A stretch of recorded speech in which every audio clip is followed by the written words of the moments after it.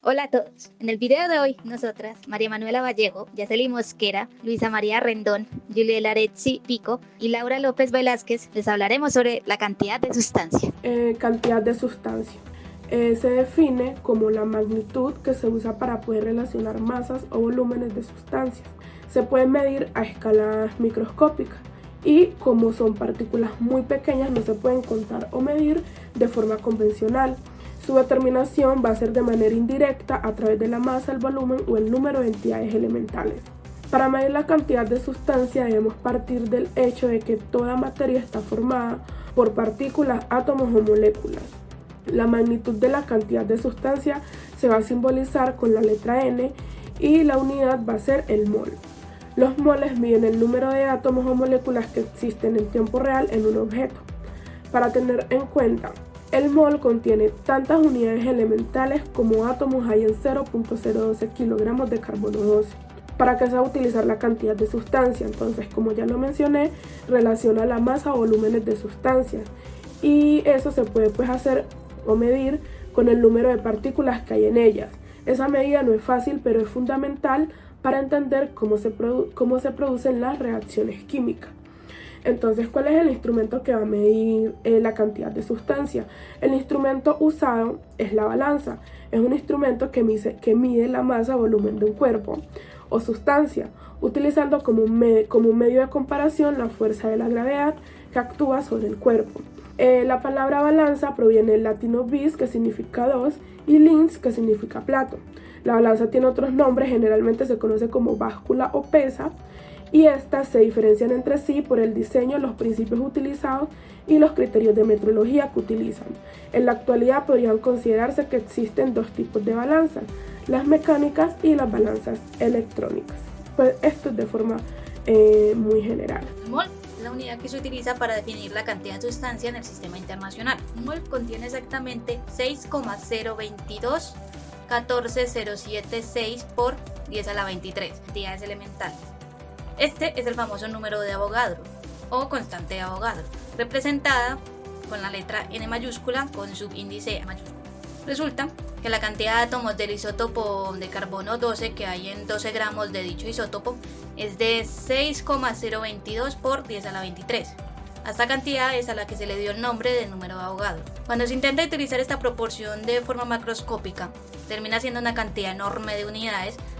Eso es debido a que el mol y su equivalente, o sea el número de Avogadro, se deben utilizar únicamente a nivel microscópico, debido a que este concepto se creó para emplearse con entidades microscópicas, como los electrones, los protones, los neutrones, los átomos, las moléculas, los iones, etc. Y ya estas entidades microscópicas serían las entidades elementales mencionadas anteriormente. Normalmente, la cantidad de sustancia de un sistema se simboliza con la letra N minúscula, representando así las moles que posee el sistema. Hay que tener muy en cuenta que la cantidad de sustancia no es una masa, ni un volumen, ni un número de partículas, aunque sí es proporcional a cualquiera de ellas, por lo que se puede utilizar esta relación a la hora de hacer fórmulas de conversión, pudiéndose usar incluso reglas de tres simples para hacer conversiones proporcionales. Ejemplos de esto son las fórmulas que se muestran en la imagen izquierda, donde está la masa molar, que es la proporcionalidad de la masa con el número de moles, y el volumen molar, que es la proporcionalidad del volumen con el número de moles. Aparte de este tipo de fórmulas, también se puede utilizar la constante de Avogadro como un equivalente a un mol.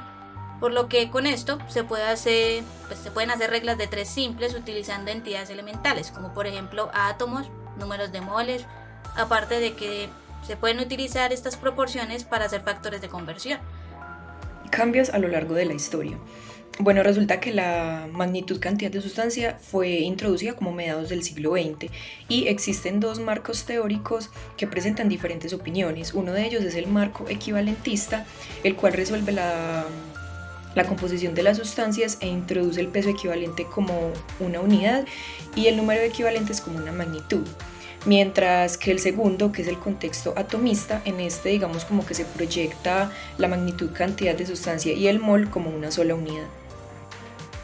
Además, a pesar de que la cantidad de sustancia se inventó hace más de 50 años, sigue siendo una magnitud muy confusa, pues es muy frecuente que el concepto de mol se perciba más bien de una manera operativa, sin entender claramente que digamos pues que hoy en día es una de las 7 magnitudes fundamentales en el Sistema Internacional de Medida.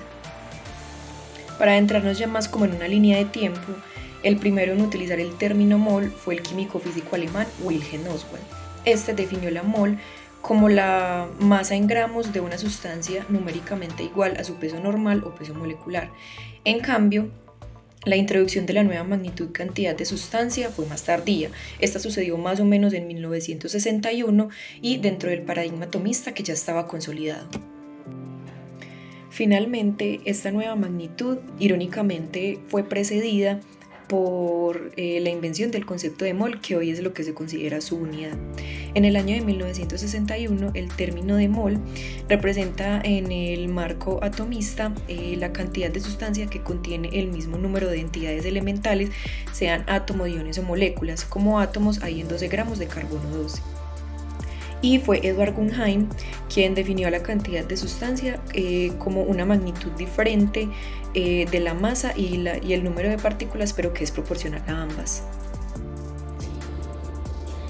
En 1965, después de toda la polémica surgida en la primera mitad del siglo, la cantidad de sustancia por fin es reconocida por la Unión Internacional de Física Pura y Aplicada como una de las 7 magnitudes fundamentales, diferente a la masa y al número de partículas, y con una unidad básica llamada mol.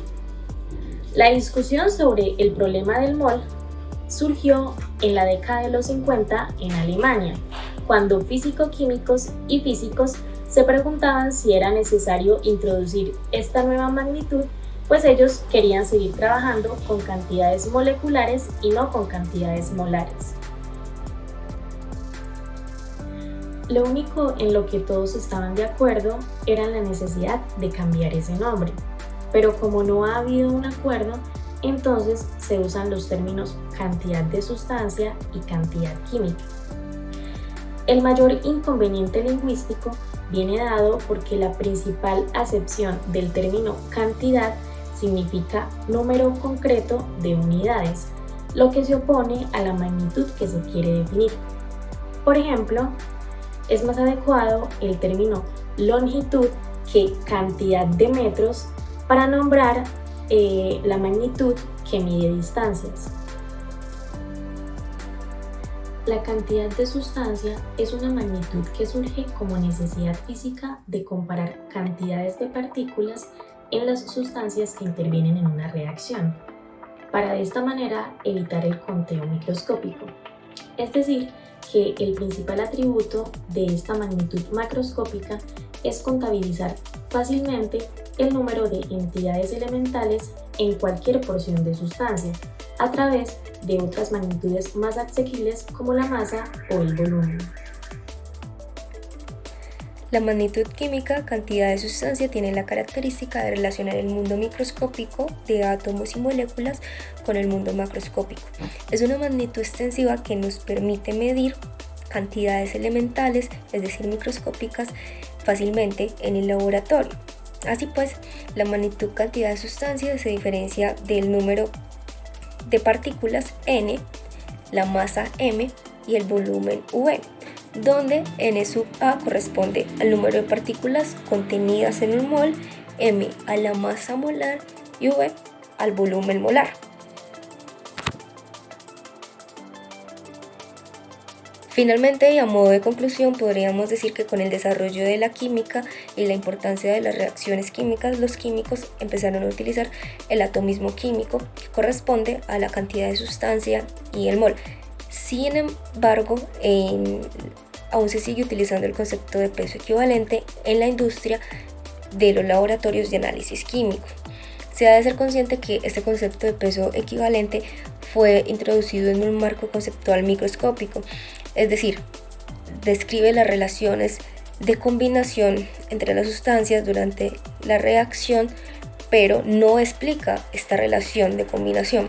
Por otro lado, la cantidad de sustancia, al establecer una relación entre el mundo microscópico y macroscópico, puede explicar mediante la estequiometría y los cambios que se sufren durante la reacción por parte de las sustancias.